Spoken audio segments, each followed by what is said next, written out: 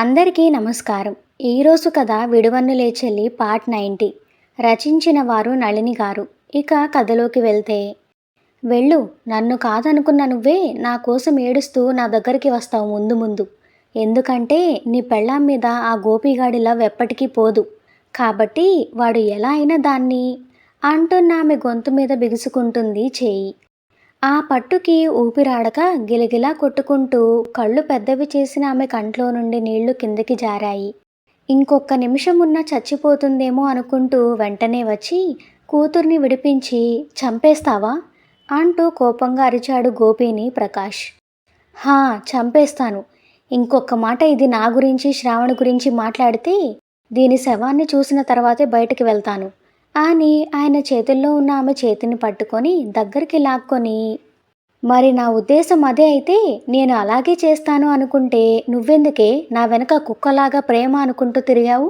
ఏం చేయాలనే ఉద్దేశంతో తిరిగావు అంటూ ఆమె మెడపట్టి గోడకి వేసి అదిమి పెడుతూ, ఏం వచ్చింది నీకు అలా నాటకం ఆడితే? హా, ఇంత చేసి అభిని పొందగలిగావా?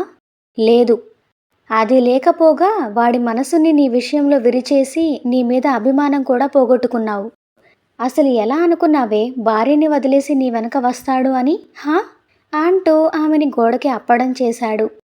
ఓ, నాకిప్పుడు అర్థమైంది అంటూ ఆమె చేతిని మెలితిప్పి దయాదాక్షిణ్యం లేకుండా ఆమెని నొప్పికి అరిపించి, నువ్వు వీడియో చూపించి తన మనసు విరిచేసి కట్టుకథలు చెప్తే అవి విని తను మిమ్మల్ని వదిలి వెళ్ళిపోతుంది. ఆ తర్వాత నువ్వు వాడి లైఫ్లోకి రావాలి అనుకున్నావు, అంతే కదా? అసలు అంటూ ఆమె చేతిని వదిలి వేళ్ళు వెనక్కి విరుస్తూ, నువ్వు ఆడదానివేనా అని అడిగాడు దవడలు బిగించి కోపంగా. అతను చేస్తున్న పనులకి నొప్పికి కూతురు అల్లాడిపోతున్నా తను చిన్నప్పటి నుంచి చేసిన గారాబానికి మనుషుల జీవితాలతో ఆడుకోవడం మొదలుపెట్టిన కూతురు శిక్ష ఇప్పుడు అనుభవిస్తుంది అని అనుకుంటూ, తను ఏం చెప్పినా ఏం చేసినా కూడా ప్రస్తుతం వాళ్ళు ఉన్న పరిస్థితికి సమాధానం చెప్పలేడని అర్థమవుతూ వెనక్కి తిరిగి నించున్నాడు ప్రకాష్. అసలు జీవితాలంటే ఏమనుకుంటున్నావే? నీ ఇష్టానికి అవతల వాళ్ళ ప్రమేయం లేకుండా జీవితాలను నీ చేతిలోకి తీసుకునే హక్కు నీకెక్కడిది అంటూ అతను కొట్టిన దెబ్బకి ఆమె 10 అడుగుల దూరంలో పడితే అంత జరిగినా కూడా ఆమెలో కొంచెం కూడా పశ్చాత్తాపం లేకపోగా పొగరు ధీమా కలిసిన చూపు చూసింది అతని వైపు. ఆమె పొగరు చూసి అతనిలో ఉన్న ఓపిక నశించడంతో ఆమె మీదకి వెళుతున్న అతన్ని ఆపి, గోపి, వదిలేరా. తను చేసిన దానికి నువ్వేం చేసినా కూడా శిక్ష అవ్వదు. ఏం చేస్తే తను అనుక్షణం కుమిలిపోతుందో ఆ శిక్ష నేను వేశాను. తనని ఏదైనా చేసి నీ చేతులకి తన మలినం అంటించుకోకు అంటూ అతన్ని ఆపాడు అభి. అయినా కూడా కట్టలు తెంచుకుంటున్న తన కోపానికి ఏం చేయాలో అర్థం కాక పెద్దగా అరుస్తూ, ఏం చేసేసిందిరా ఇది? దీనివల్ల శ్రావణి లైఫ్ డేంజర్లో పడిపోయింది. అసలు తను ఉన్న పరిస్థితి చూసి తనకి ఏమైనా జరుగుతుందేమో అన్న ఆలోచన కూడా లేకుండా తనకి జీవితం మీద విరక్తి కలిగేలా మాట్లాడి తన ప్రాణాలు తీసేయడానికి సిద్ధపడ్డ ఈ రాక్షసిని వదలను నేను అంటూ పైకి లేచిన ఆమె మీదకి వెళ్ళిన అతను విచక్షణ కోల్పోయి ఆమెకి బుద్ధి వచ్చేలా లైఫ్ లాంగ్ తను గుర్తుపెట్టుకునేలా బాధ పెట్టడానికి భయంకరమైన నిర్ణయం తీసుకున్నాడు. కానీ అతని ఆవేశం గురించి బాగా తెలిసిన అభి అతనికి ఆ అవకాశం ఇవ్వకుండా, రేయ్, ఆవేశంలో నువ్వేం చేసినా ఇప్పుడు మళ్ళీ నీది ధరణిది లైఫ్ క్వశ్చన్ మార్క్ అవుతుంది. నా మాట విను. ఇలాంటి వాళ్ళకి ఎంత దూరంగా ఉంటే అంత మంచిది. లేదంటే వీళ్ళ నీడ తగిలిన మనుషుల జీవితాలు నాశనమవుతాయి అంటూ బలవంతంగా ఆమెని రూంలోకి ఈడ్చుకుపోవడానికి చూస్తున్న అతని నుండి ఆమెని విడిపించి కష్టం మీద గోపిని లాక్కెళుతూ వెనక్కి తిరిగి, మీకు హెల్ప్ చేయబోయి నా భార్య ప్రాణాల్ని ప్రమాదంలోకి నెట్టేశాను. ఇంకొకసారి మీ కూతురు నా కళ్ళకి కనబడితే అదే తనకి చివరి రోజు అవుతుంది. కాబట్టి జాగ్రత్త, తన్ని కాపాడుకోండి అంటూ ఎరుపెక్కిన కళ్ళతో కాల్చేసేలా చూస్తూ చెప్పాడు అభి. రే, వదల్రా. అసలు తన్ని వదిలేసి తనకి ఇంకో ఛాన్స్ ఇవ్వడం ఎందుకు? ఇది లైఫ్ లాంగ్ తలెత్తుకోకుండా చేసి దాని జీవితం మీద దెబ్బ కొడితేనే కానీ దానికి అర్థం కాదు అంటూ మళ్ళీ మళ్ళీ వెనక్కి తిరుగుతున్న గోపిని, గోపి, తను చేసిన పనికి మన ఆడపిల్ల జీవితం మీద కొట్టడం కరెక్ట్ కాదు. ఇప్పుడు మనకి శ్రావణి ముఖ్యం, తను కాదు. పద వెళ్దాం అంటూ బయటకు తోసుకు వెళ్ళాడు. ఏయ్ అంటూ వేలు చూపిస్తూ, ఆడది ఆడదానిలా ఉంటే అందంగా ఉంటుంది. నీలాగా బరి తెగించి బజారున పడితే ఆ అందం కూడా అసహ్యంగా అనిపిస్తుంది. ఇంకొకసారి నా కంట్లో నువ్వు పడితే నీ బాబుకి నీ శవం కూడా దొరకదు జాగ్రత్త అంటూ కారెక్కాడు గోపి. వాళ్ళు వెళ్ళిపోవడంతో తుఫాను వెలిసినట్టయి ప్రశాంతంగా ఊపిరి పీల్చుకుంటూ భర్త దగ్గరికి వెళ్ళింది టెన్షన్గా సునీత.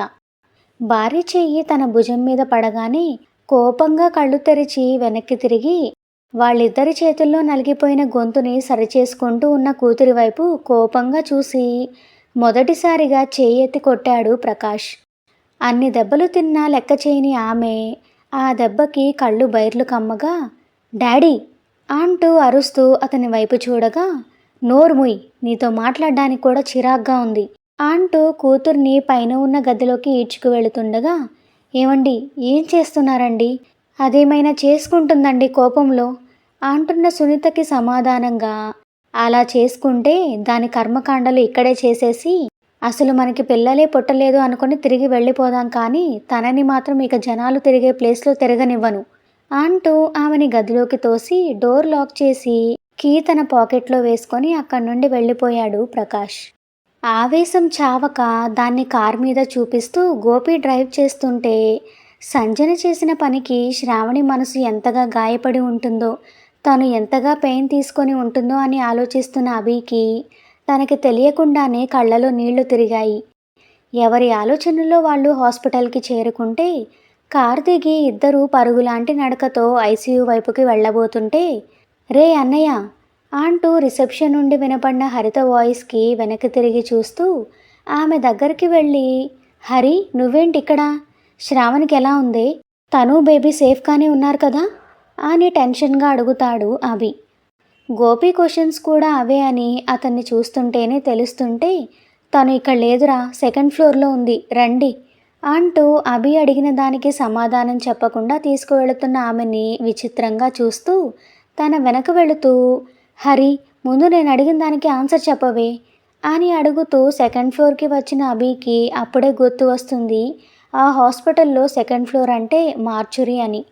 దాంతో గుండె మీద చేతిని వేసుకుంటూ హరి అంటూ తన చేతిని పట్టుకొని ఆపేస్తూ శ్రావణి బాగానే ఉంది కదా అని అడిగాడు వణుకుతున్న గొంతుతో.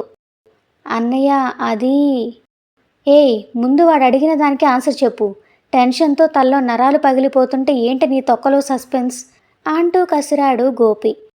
ఇంతలో అభి అంటూ నాగమణి పిలవడంతో అటువైపు వెళతారు ముగ్గురు.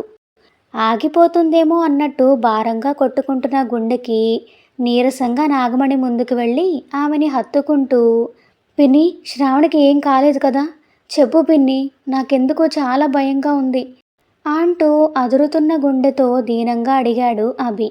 ఇంతకీ శ్రావణి తన బేబీ సేఫేనా? నెక్స్ట్ ఎపిసోడ్ రేపే కావాలి అంటే వీడియోని తప్పకుండా లైక్ చేసి కామెంట్ చేయండి. అలాగే ఇప్పటి వరకు ఛానల్ని సబ్స్క్రైబ్ చేసుకోకపోతే వెంటనే సబ్స్క్రైబ్ చేసుకోండి. మన ఛానల్లో అప్లోడ్ అవుతున్న నిన్ను కోరి స్టోరీని కూడా చూసి ఎంజాయ్ చేయండి. Thank you for listening.